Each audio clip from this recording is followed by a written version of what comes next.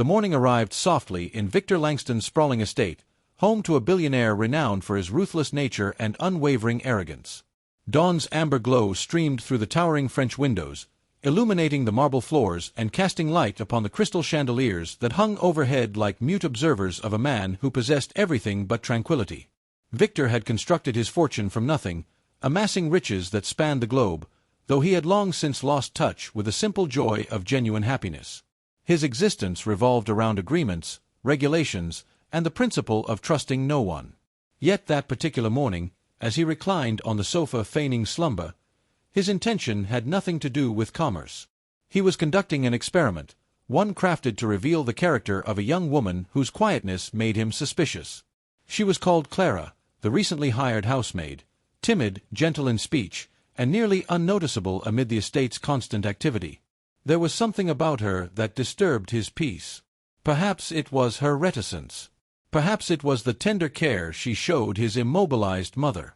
Or perhaps it was the fact that she had never met his gaze directly. If you hold faith in compassion, redemption, and the influence of hidden virtue, please consider liking, commenting, sharing, and subscribing to Untold Stories 0.4, for the tale you're about to hear will show you that often the most humble souls possess the mightiest courage. The day had begun in its usual manner. The atmosphere carried the delicate scent of lilies from the arrangements the staff prepared each dawn, and the timepiece struck 8. When Clara stepped into the sitting room, she proceeded with caution, seemingly terrified of creating any disturbance. Her work clothes were tidy, albeit slightly frayed at the seams, and her fingers shook faintly as she commenced cleaning the surface near Victor's resting place. Upon the gleaming wood rested several crisp $100 notes that Victor had deliberately positioned there, a lure to test integrity. He had caught wind of gossip, hushed murmurs among the household that someone had been stealing modest sums. The culprit remained unknown, but his intuition urged him to examine the reserved one. He assumed she was fragile, timid enough to slip a bill or two into her pocket when unobserved. Clara's gaze fell upon the currency, and momentarily her breathing halted. Her fingers suspended in midair as the gentle draft from the unsealed window caressed her skin. Her image wavered faintly in the burnished surface, and for an instant Victor could nearly sense the thoughts swirling through her mind. He maintained his breathing at a measured pace, maintaining his facade of sleep, eager to witness her choice. Yet what transpired in the following moments constricted his chest in ways he hadn't anticipated.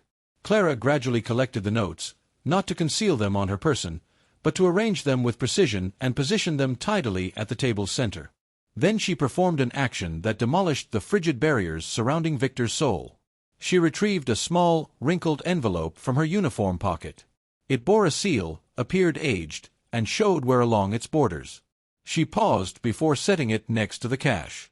Her palm hovered above it, quivering faintly before she murmured beneath her breath phrases too hushed for Victor to discern. Then she withdrew, her vision becoming moist, and silently continued polishing the adjacent bookshelf. Victor remained still until she departed the chamber before rising and grasping the envelope. It bore his name, inscribed by hand, straightforward, for Mr. Langston. Within lay 2 items, a modest folded message and a weathered photograph. The message stated, "Sir, I discovered this money yesterday beneath the sofa during my duties, but I couldn't determine its owner. I didn't want to make presumptions. I'm placing it here so it may be properly restored. Thank you for providing me employment. It signifies more than you realize, Clara." The photograph depicted a young child, perhaps 10 years of age, confined to a hospital bed clutching a stuffed bear. On the reverse side, in the identical tidy penmanship, appeared the words, "My little sister Anna, I'm accumulating funds for a medical procedure."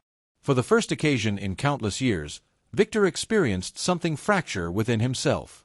The burden of his own suspicion bore down heavily upon his spirit. He had examined this young woman, silently degraded her, anticipating avarice, and instead discovered dignity.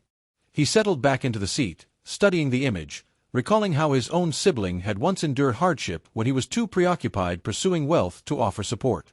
The recollection he'd suppressed for years now forced its way back to the surface. Throughout the following days, Victor observed Clara discreetly. She consistently appeared ahead of schedule, departed after hours, and performed her duties with a dedication that wasn't theatrical. She frequently paused at his mother's chamber, straightening her coverlet or reciting softly from a worn volume. His mother, previously blank and withdrawn, had started showing joy again due to that young woman's tender company. And yet, Clara never once spoke of her sibling or her hardship. She merely performed her work, thankful for the modest means she possessed. One night, when rainfall descended heavily outside and lightning crashed across the valleys, Victor discovered himself wandering the corridors, unable to find rest. He paused beyond the kitchen and observed Clara seated by herself at the counter, consuming a slice of bread accompanied by tea. The manner in which she gazed at the electrical storm, partially afraid, partially mesmerized, evoked memories of the days he'd observed tempests as a youth, during times when existence was less complicated. Something about her innocence made him comprehend how directionless he'd grown. The following dawn, Victor contacted his financial advisor and discreetly organized a contribution under Clara's identity to a medical facility focusing on children's healthcare. He didn't inscribe his own identity on the documentation. He wished for her to think it was divine intervention, not benevolence. Yet when the medical center telephoned her that night with the announcement that her siblings' medical expenses were completely covered, Clara collapsed emotionally, weeping in the corridor.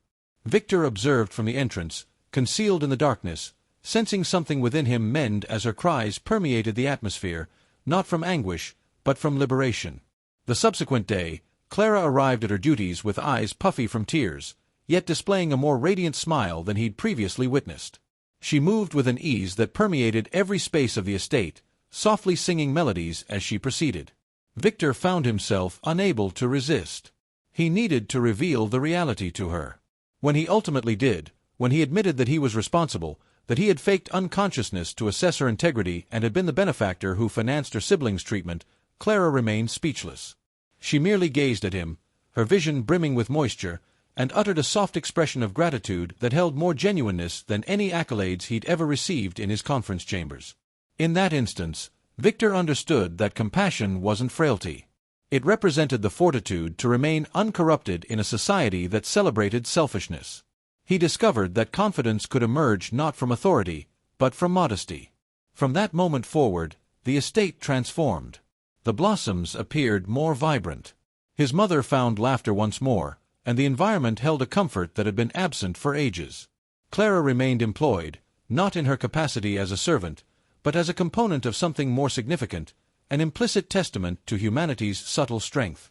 If this narrative moved your spirit or showed you that compassion can transform existence in the most unforeseen manner, please consider liking, sharing, and subscribing to Untold Stories 0.4, for narratives of this nature merit attention.